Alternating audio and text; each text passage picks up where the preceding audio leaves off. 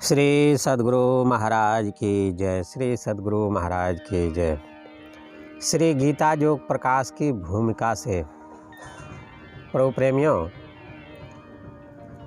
इस वीडियो में आप लोग जानेंगे विश्व साहित्य की सबसे बड़ी पुस्तक कौन है, विश्व विख्यात ग्रंथ श्रीमद् भगवद गीता की विशेषता क्या है, श्री गीता जी का अर्थ क्या है, श्री गीता जी की विशेषता उपनिषदों का सार है। योग विद्या के समस्त सार संक्षेप इस छोटी सी पुस्तिका में आ गई है।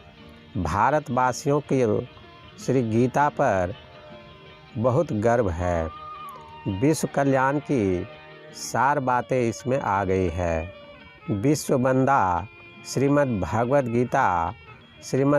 गीता में योग शब्द के रहस्यमय वर्णन, श्री गीता जी के अनुसार कर्मयोग, ज्ञान योग, ध्यान योग आदि का विश्लेषण आदि बातों के बारे में इस वीडियो में आप लोग जानेंगे। और ये बातें श्री गीता योग प्रकाश की भूमिका में लिखी हुई है। आइए गुरु महाराज लिखित श्री गीता योग प्रकाश की भूमिका का पाठ सुने। भूमिका। भारत के एक बृहद ग्रंथ का नाम महाभारत है। कहा जाता है कि विश्व साहित्य भंडार के पद्यबद्ध ग्रंथों में यह सबसे विशेष स्थूलकाय है। यह केवल भारत ही नहीं वरंच संपूर्ण विश्व में सुविख्यात है। यह ग्रंथ 18 भागों में विभक्त है। इसके प्रत्येक भाग को पर्व कहते हैं। इन 18 पर्वों में से एक का नाम भीष्म पर्व है। इसी भीष्म पर्व के एक छोटे से भाग का नाम श्रीमद् भगवद गीता है। श्रीमद् भगवद गीता का अर्थ भगवान श्री कृष्ण द्वारा गाया हुआ गीत है। इसलिए इसकी पद्यात्मक भाषा में तार टेलीग्राम द्वारा भेजे गए संदेश की सी संक्षिप्तता है। इसमें केवल 700 श्लोक हैं तथा सब मिलकर 9456 शब्द हैं। 9456 पद्यबद्ध शब्दों में उपनिषदों का सारांश आ गया है। इसलिए इस पुस्तिका की बड़ी महत्ता है। यह तेजस्विनी पुस्तिका भारत की अध्यात्म विद्या की सबसे बड़ी देन है। भारत आदिकाल से ही अध्यात्म ज्ञान एवं योग विद्या का देश रहा है। इस विद्या के कोई गुरु कहीं बाहर से आकर यहाँ बालों को अध्यात्म ज्ञान एवं योग विद्या की शिक्षा दे गए हों, ऐसा एक भी उदाहरण भारत के हजारों साल लंबे इतिहास में नहीं मिलता। उपर्युक्त विद्याओं के गुरु समय समय पर इसी देश में उत्पन्न होते रहे हैं। पहले की बात तो जाने दीजिए। 1000 साल की परतंत्रता से दीनापन भारत में भी इन विद्याओं के जानकार पूर्ववत होते रहे हैं। भारत के स्वतंत्र होने के कुछ ही साल पूर्व श्री पॉल ब्रंटन नाम के एक प्रतिष्ठित अंग्रेज महाशय योग विद्याओं के जानकारों की खोज में यहाँ आए और कुछ ही महीने ठहरकर वे जो कुछ जान पाए उसी से संतुष्ट होकर अपने देश को लौट गए।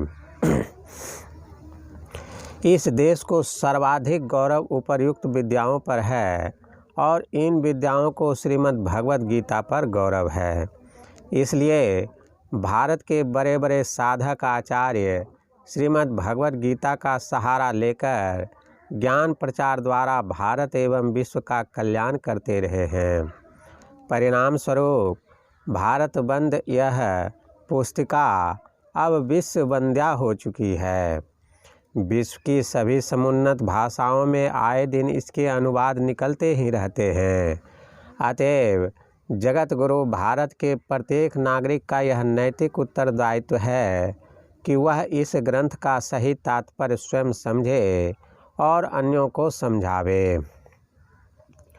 इस उत्तरदायित्व के निभाने में तनिक भी प्रमाद, असावधानी या भ्रम न केवल भारत बल्कि विश्व की अध्यात्म उन्नति के लिए घातक है। अब प्रश्न यह है कि गीता का सही तात्पर्य क्या है? ऐहिक एवं पारमार्थिक कल्याण साथ साथ करते हुए मनुष्य कैसे समता प्राप्त करे और किस तरह कर्म करता हुआ समाधिस्थ हो स्थित प्रज्ञता तक पहुँच सके, इसी के साधन इस शास्त्र में बहुत ही युक्तियुक्त रीति से बतलाए गए हैं। इन साधन की पूर्णता के लिए योग का अभ्यास अत्यावश्यक है। यहाँ योग शब्द की सफाई में कुछ कह देना आवश्यक है। गीता के 18 अध्याय हैं और प्रत्येक अध्याय के साथ योग शब्द लगा हुआ है, जैसे अर्जुन विषाद योग, सांख्य योग, कर्म योग इत्यादि। इससे गीता के पाठकों को ज्ञात होता है कि इसमें केवल योग ही योग है।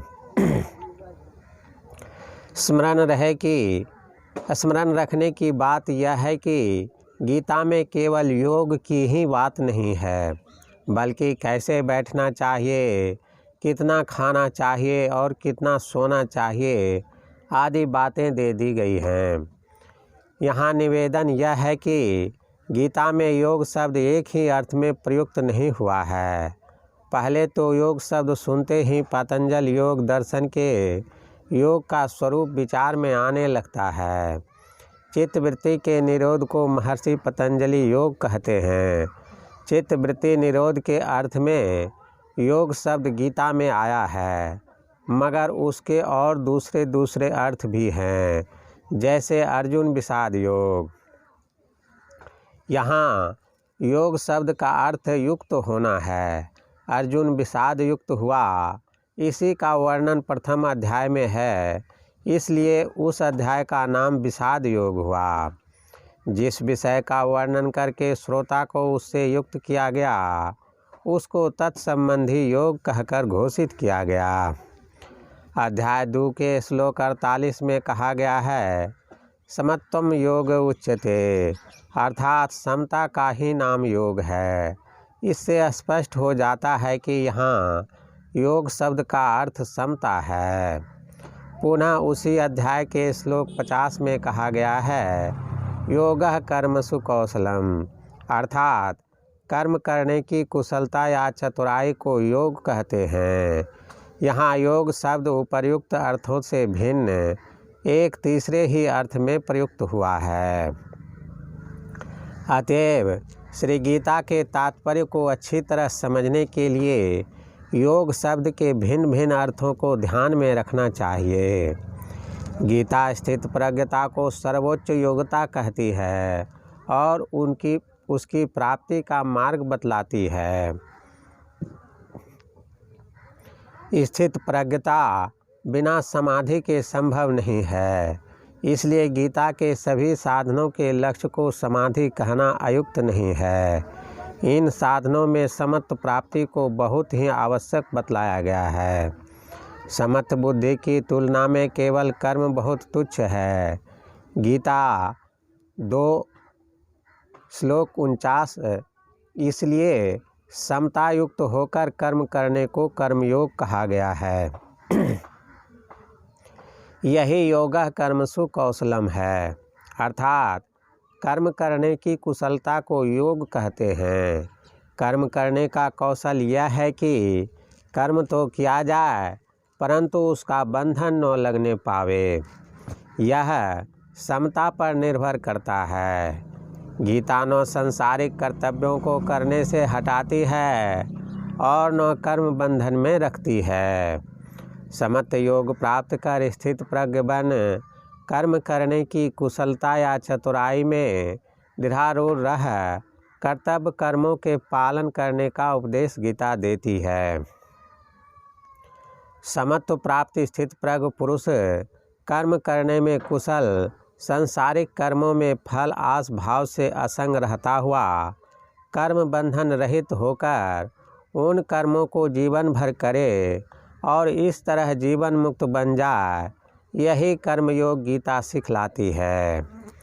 गीता ज्ञानानुकूल कर्मयोगी के लिए समत्व और स्थित प्रज्ञता अत्यंत आवश्यक बतलाए गए हैं।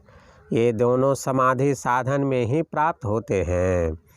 गीता अध्याय 2 श्लोक 53 से यह विदित होता है तथा गीता अध्याय 2 श्लोक 54 में तो समाधिस्थ और स्थित प्रज्ञ का कथन निर्भेद भाव में किया गया है। पहले ही कहा जा चुका है कि गीता में बतलाए गए तमाम साधनों का अंतिम लक्ष्य समाधि है। समाधि साधन के लिए जिन योगों की आवश्यकता है उन सब का समावेश गीता में है। गीता शास्त्र के ज्ञान योग, ध्यान योग, प्राणायाम योग, जप योग, भक्ति योग, कर्म योग आदि सभी योगों की भरपूर उपादेयता है। सब एक दूसरे से संबंध हैं और इस तरह संबंध हैं जैसे माला की मणिकाएँ। अब अगर कोई कहे कि अमुक योग के अभ्यास करने का युग नहीं है तो मानना पड़ेगा कि यह उनकी यह कथनी गीतोपदेश के विरुद्ध है। अन्य कोई कहे तो कहें, मगर कहने वाले यदि भारत के उत्तम पुरुषों में से कोई हों और भारत के अध्यात्म जगत की सर्वोत्तम उपाधि से विभूषित हों यानी संत कहलाते हों तो स्थिति और गंभीर हो जाती है। ये संत यदि कहें कि मेरे जीवन में गीता ने जो जो स्थान पाया है उसका मैं शब्दों में वर्णन नहीं कर सकता हूँ।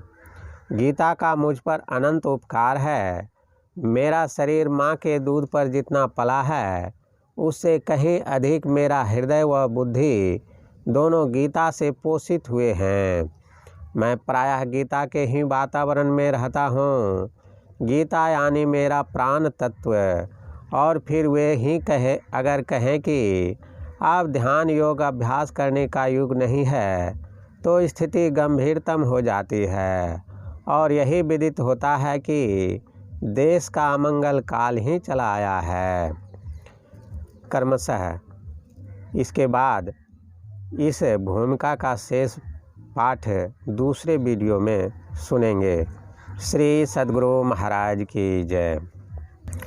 प्रभु प्रेमियों, अभी जो श्री गीता योग प्रकाश की भूमिका से पाठ सुन रहे थे वह इसी पुस्तक से पाठ करके सुनाया गया। इस पुस्तक को आप सत्संग ध्यान स्टोर से ऑनलाइन मंगा सकते हैं। इसके लिए वीडियो के विवरण में लिंक रहेगा, वहां से आप इन पुस्तकों को ऑनलाइन मंगा सकते हैं। ऐसे भी सत्संग ध्यान स्टोर सर्च करके आप मंगा सकते हैं। श्री सद्गुरु महाराज की जय।